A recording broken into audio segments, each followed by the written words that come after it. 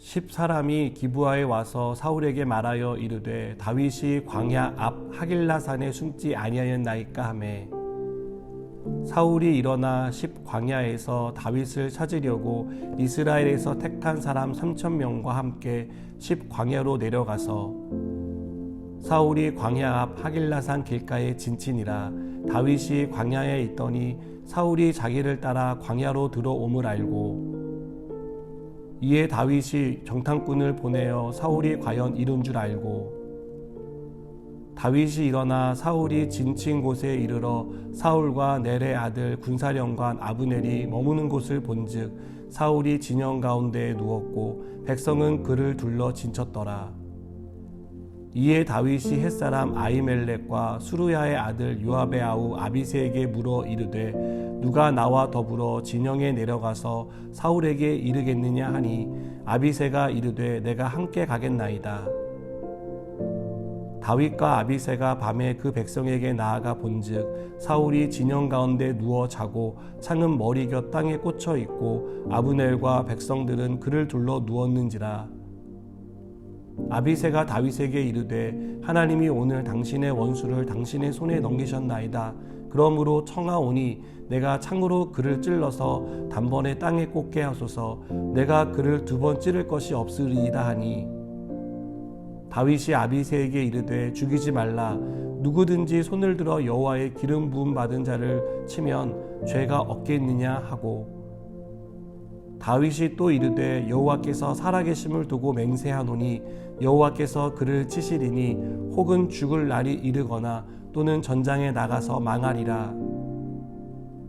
내가 손을 들어 여호와의 기름 부음 받은 자를 치는 것을 여호와께서 금하시나니 너는 그의 머리 곁에 있는 창과 물병만 가지고 가자 하고 다윗이 사울의 머리 곁에서 창과 물병을 가지고 떠나가되 아무도 보거나 눈치채지 못하고 깨어있는 사람도 없었으니 이는 여호와께서 그들을 깊이 잠들게 하셨으므로 그들이 다 잠들어 있었기 때문이었더라. 아멘. 다윗의 고난은 끝없이 계속되었습니다. 사울의 눈을 피해 숨는 곳마다 발각이 되어 도망치기를 반복했습니다. 이 지긋지긋한 도피 생활을 청산하는 방법은 사울에게 항복하거나 항복을 받아내는 것뿐입니다. 그렇지 않으면 사울이 살아있는 한 다윗은 결코 안심할 수 없습니다. 다윗은 이번에도 사울의 추격을 받았습니다. 그러나 추격 중에도 하나님의 인도와 보호를 받았습니다. 하나님의 인도와 보호 덕분에 다윗은 안전하게 피할 수 있었습니다. 다윗은 아비새와 함께 자신을 잡기 위해 진영에 머물던 사울을 몰래 찾아갑니다. 이때 사울과 그와 함께한 군사들은 모두 잠이 들어 있었습니다. 이들이 이렇게 모두 잠들어 있었던 이유를 12절은 하나님께서 깊이 잠들게 하셨기 때문이라고 설명합니다. 사울의 상태는 한마디로 무방비 상태였습니다. 다윗은 도피 생활을 끝낼 수 있는 절호의 기회를 얻은 것입니다. 다윗은 과거에도 사울을 죽일 수 있는 기회가 있었습니다. 그러나 그때 하나님이 기름 부은 왕을 죽일 수 없다며 죽이기를 꺼려했습니다. 그런데 다시 한번 사울을 죽일 수 있는 기회가 생겼습니다. 이전에 다윗이 했던 말을 기억하고 있던 아비새는 다윗 대신 자신이 죽이겠다며 나섭니다. 아비새는 사울이 무방비 상태가 되어 죽일 기회를 얻은 것은 하나님이 도왔기 때문이라고 생각했습니다. 저는 아비새의 이 행동과 말을 보며 우리의 생각도 아비새와 다르지 않다는 생각이 들었습니다. 우리는 원수는 당연히 미워해야 할 대상이라고 생각합니다. 복수를 할 수만 있다면 복수하는 것은 이상한 일이 아니라 충분히 이해가 되는 일이라고 우리는 생각하지 않습니까? 그래서 나와 가까운 사람이 자신을 힘들게 하는 사람에 대해 얘기할 때 옆에서 그 사람의 의견에 동조해 주지 않습니까? 그 정도의 불평과 불만, 미움은 가져도 되는 것이라고 우리는 오히려 그 사람에게 부추기는 모습을 보입니다. 또 어떨 때는 당사자보다 그 얘기를 듣는 내가 더 흥분해서 화를 내고 미워하기도 합니다. 그렇게 하는 것은 정당하다고 생각하기 때문입니다. 아비새는 지금 이런 마음으로 다윗을 도우려고 했습니다. 도피 생활도 끝내고 고생도 끝낼 생각을 가지고 있었습니다. 하지만 다윗은 허락하지 않습니다. 아비새의 말에 절대 동의할 수 없었기 때문입니다.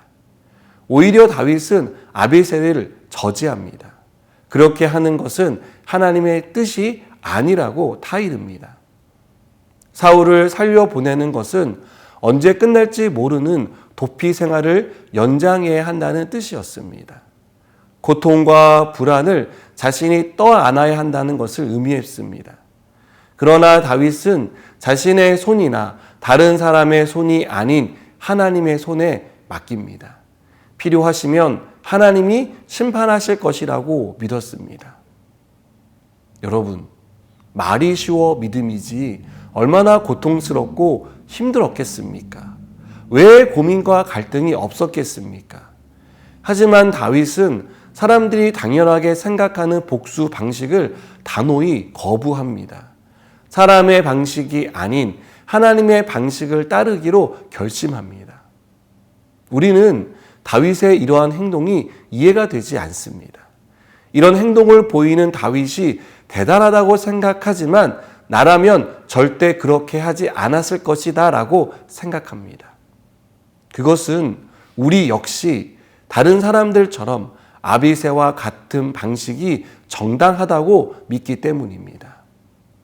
사랑하는 여러분, 우리는 하나님이 왜 사울과 300명이 넘는 군사들을 깊이 잠들게 하셨을까라는 이 부분을 생각해 봐야 합니다. 왜 이렇게 많은 군사가 있었는데 사울 하나를 지키지 못할 정도의 무방비 상태가 되었을까요? 저는 이것이 일종의 테스트였다라고 생각합니다. 원수를 갚을 충분한 이유와 능력이 있지만 그럼에도 불구하고 하나님의 방식을 따를 것이냐 따르지 않을 것이냐를 선택하라는 테스트 같다는 생각이 듭니다. 다윗은 이 테스트에서 하나님의 방식을 따르기로 선택했습니다. 저는 우리도 다윗과 같은 선택을 하는 사람이 되었으면 좋겠습니다. 지금은 나를 힘들게 만들고 나를 원수처럼 대하는 사람에 대해 아비새와 비슷한 생각을 가지고 있다면 이제는 거기서 반걸음만이라도 앞으로 내딛어서 다윗의 방식으로 살아가는 저와 여러분 되기를 축복합니다. 기도하시겠습니다. 하나님, 우리가 원수를 당연하게 갚아야 한다는 생각에 빠지지 않게 하여 주시옵소서.